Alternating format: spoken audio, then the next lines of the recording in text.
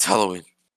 What do you mean it's Halloween? It's Halloween. TF2 has just released their annual fall update, which is Scream Fortress 15 we're at now. It's a big number. For those of you who are familiar with the update already, then you know it's time for those new Halloween themed crates, the new maps, spending 5 hours in Ghost Fort just to complete 2 contracts, and another year that Valve refuses to give me the damn bird heads, this silly little game. However, it seems that the motivation from the success of the summer update is really showing, because they really did go above and beyond for this year's Scream Fortress. We got a lot to cover here, so without further ado, let's begin taking a look at all the new stuff we got, starting with the new cases. It was a bit disappointing, I'll be honest, to see that they didn't go on to add a new war paint case, especially since a lot of the community creators make some really cool skins specifically for this update.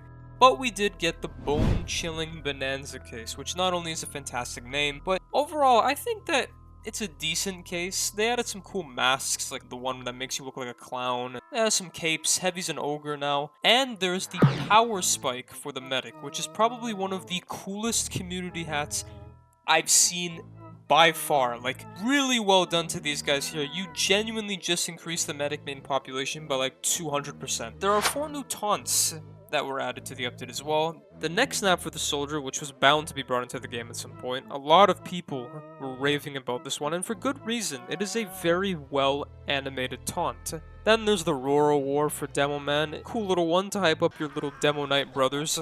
The Crypt Creeper for Spy, another good one, has some nice animations to it. And then they continued to deck out the medic this update with the Borrowed Bones taunt. I mean, just look at him.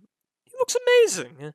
Now that all the paywall stuff is out of the way though, which again, there is some very good stuff between the new case and taunts, let's take a look at the main features of this update, which is the new event maps. Now, usually we'll get like 5 at most with these updates, but this one, we got 12.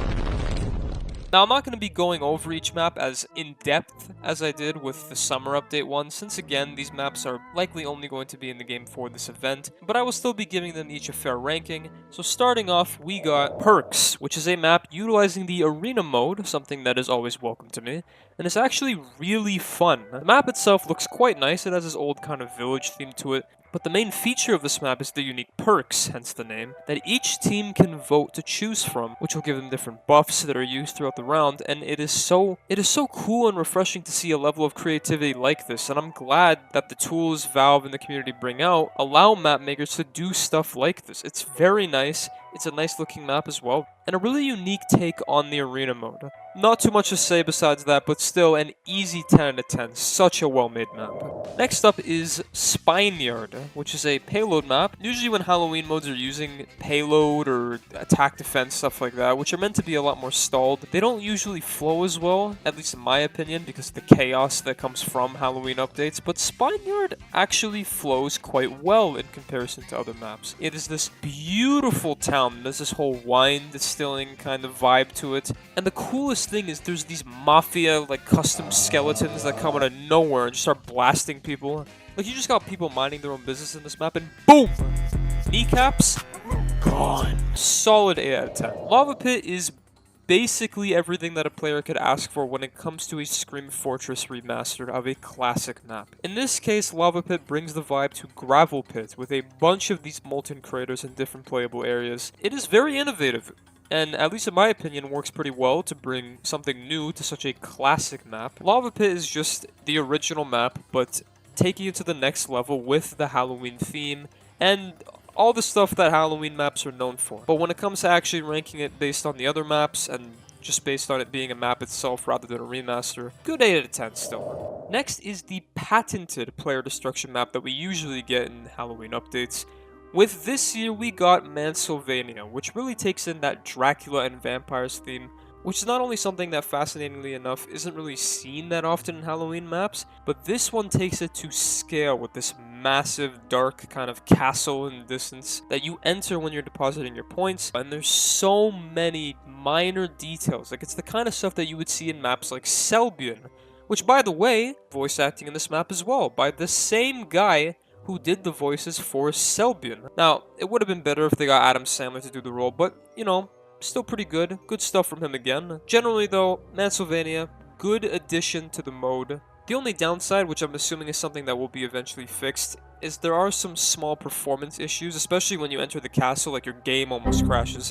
I'm gonna give it a 9.5 out of 10. Slime is a beautiful map, but is probably one of the strangest maps I've seen in a while as well. There are these fish people that spawn called salmons. Also, all the explosive pumpkins on most Halloween maps are replaced with these fish eggs that turn your screen all green. I don't know, it's a very strange map, but I welcome it. The visuals are cool, and the layout of the map does use the higher lower area kind of thing very well. I enjoy it. The only thing about this map though is it's quite small, and a lot of the access areas to get to the middle point are basically just a bunch of really small doorways and entrances. Overall, I would still say Slime is a decent 7 out of 10. Corruption is another fantastic map in terms of visual design, set in a huge asylum that also is the theme of the maze area that gives players who finish it a bunch of buffs that most maps have. This one in particular though is pretty cool because the area is actually different every time, which really does make it feel like a maze. Only gripe I have with this map, whenever it is available for players to enter, the entire map basically just stops.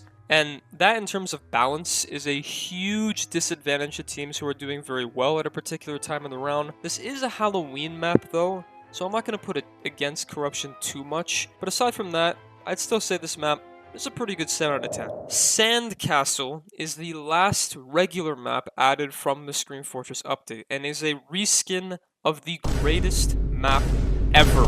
Like, forget the, oh, look at me, I can aim, look at these fancy guns that I put a down payment on a house for. Hey, get that out of here! The map, though, is so well made. Like, it's unique, it has so much detail. Like, you got this portal that brings you to different parts of the backyard. There's a giant xylophone in the blue spawn that you will definitely see people bring into the studio. This is taking the Groot Keep that was already goated and bringing it to the next level. Sandcastle, 15 out of 10. 50 out of 10, I would even say, but I guess we'll be fair and give it a 10. Along with these fantastic maps, there are 5 other maps added to the game as well, but the reason I'm listing them differently is they host a completely new game mode, which is something that's never been done in a Scream Fortress update before, and this is Zombie Infection, which is TF2's take basically on the whole infection kind of game modes in a lot of first-person shooters, and this mode is just fantastic. I love it. You got these different classes that have a bunch of different unique abilities when they're playing as zombies, and these awesome maps like Murky, which is like a dark swamp and a bunch of different areas that can really host any playstyle. Atoll, the stone island that is a bit one-sided for the humans, but still a nice looking map. Woods, very cool foggy forest area. Devastation, which is this underground kind of rundown parking garage. And then there's Sanitarium, which has this huge scale building that has a working elevator. Come on, like, what map are you gonna see that has a working elevator? There are a few issues though with some of the maps and the mode in general. Like, it has performance issues which give a lot of players really low frames, and sometimes the custom zombie HUD just doesn't load in and you get this weird box outline on your screen instead. And these are just some of the examples of the glitches that are found with this mode, but this isn't new. A lot of things that are added to TF2 are added with some sort of glitches or issues, and then eventually these are probably going to be fixed, or at the very least optimized in some way. But since this video is meant to be more of just a glance at this update's features, just be sure to go check out the Zombie Infection mode for yourself. It is a lot of fun, and if you guys want to see a more in-depth video on this, let me know in the comments below. That, though, is all the new things that we got from the Scream Fortress update in general, or at the very least, all of the main content points. This is a very well-made update. It was so satisfying to once again see the community build another fantastic stream of content, and besides the small glitches and lack of new weapon skins, this is probably, at least in my opinion, one of the best Halloween updates for the game so far. And we've got, you know, some very good hats, taunts.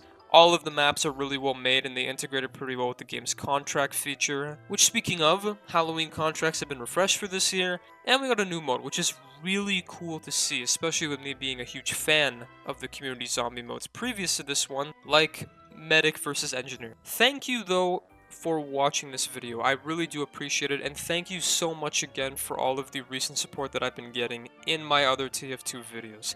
It is so awesome to see everyone interacting in the comments, and I genuinely do appreciate all the nice things that people have been saying about my videos. And if you want to see more TF2 content like this, be sure to let me know in the comments below, or let me know things I could do to improve my videos a little bit more. Once again, I want to welcome all the new subscribers, welcome to the channel, and be sure to not only do all the funny YouTube stuff, but also check out the links below in the description of the people that I credited in this video as well.